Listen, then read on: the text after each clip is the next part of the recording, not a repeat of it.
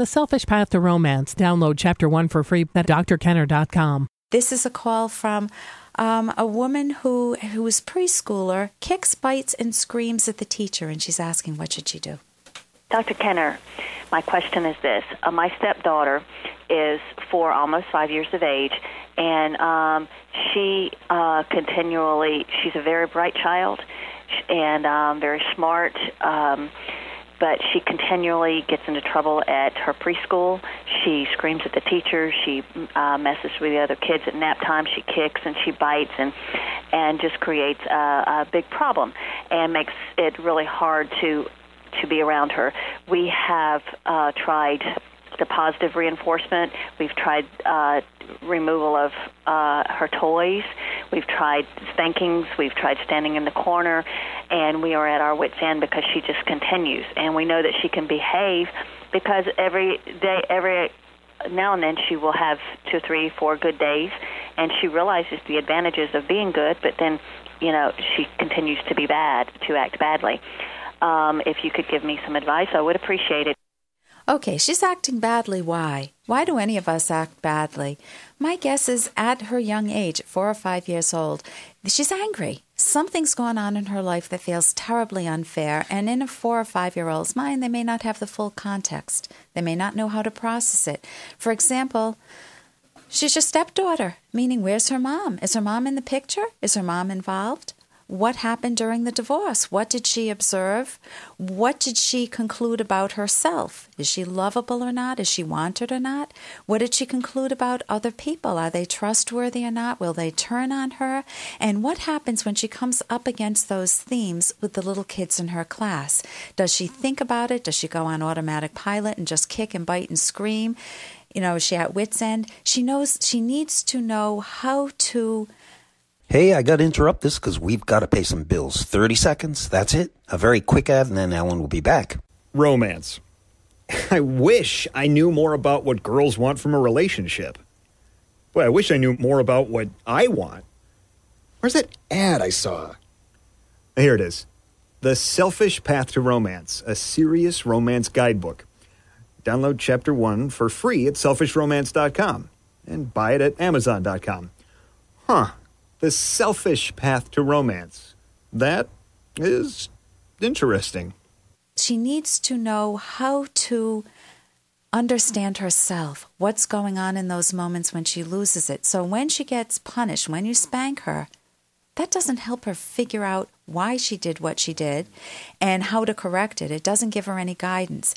If you give her positive reinforcement, some kids feel like that's just a big bribe. Every time they go to the bathroom, they're given a sticker or 10 cents, and so they're only doing it for that reason, not because they feel mature and grown up and that they've accomplished going to the bathroom. So in her case, because she's biting, kicking, and screaming, you want to set the boundaries immediately that people are not for kicking, biting, or screaming. When you're angry, tell the teacher, I'm angry because Susie took this, or I'm angry because you're not letting me go out for recess. I'll continue with this right after the break, and your calls toll-free, 1-877-DRKENNER. I'm Dr. Ellen Kenner on the Rational Basis of Happiness. And here's a little more from Dr. Kenner. Makes you miss out on what's really important in this life. What are you talking about, John? Been a good father. Sending presents doesn't make you a good father. Okay, sending presents doesn't make you a good father. That rings true to so many of the couples or single moms that I see where the dads are trying to send presents to make up for being absent. And sometimes it's reversed. Sometimes the moms are absent and I see the dads, and it's just very painful for the kids. The kids catch on. The kids catch on right away. They'll tell me when I see the kids in therapy, they'll tell me, I know Dad's just trying to buy me off. I know that's why he gives me all these gifts, and Mom's really taking care of me, even though I get angry with her because, she tells me I can't go out or I have to study. But Dad isn't around and I really miss him, and I'll take the gifts anyway. When you don't pay genuine attention to your kids, what they feel is it's as if you're saying, I don't have time for you. You're not important in my life. I've got much more important values than you, son or daughter. I've got my golf, I've got my career, I've got my buddies, I've got my new marriage, I've got my stepkids. You don't count. But you've got to fake with me. You've got to fake with me that I'm a good dad. You got that? So I'm going to give you a lot of good gifts like an iPod or a snowboard or maybe even a chauffeured birthday party. I will give you the money for that.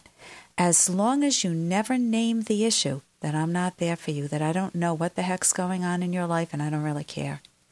Now that's very painful. So if you're in that sort of a situation, if you're the dad or the mom who's really neglecting your kids, think again. Because they can be such a tremendous joy in your life, and you may be putting much lesser values above your kids. If you don't know how to deal with them, get yourself some help. For more Dr. Kenner podcast, go to drkenner.com and please listen to this ad. Here's an excerpt from The Selfish Path to Romance by Dr. Ellen Kenner. Here's an example of two people with a conflicting sense of life discovering each other. Alicia met Daniel on a blind date. He was financially well off, but he wore an old t-shirt and his hair was dirty and unkempt. Alyssa asked him what he did for a living and he replied, computers and stuff. She asked him why he liked his work. He didn't know, except that it was fun sometimes. She asked him what he wanted in life. He had no long-range goals. She asked him what books he liked. He didn't read books. He watched TV and played video games. Instead of looking at her, he looked at the ceiling or at other people in the restaurant. Alicia was an attractive, successful, and ambitious lawyer who loved reading and developing her mind. She couldn't stand Daniel and felt totally invisible to him.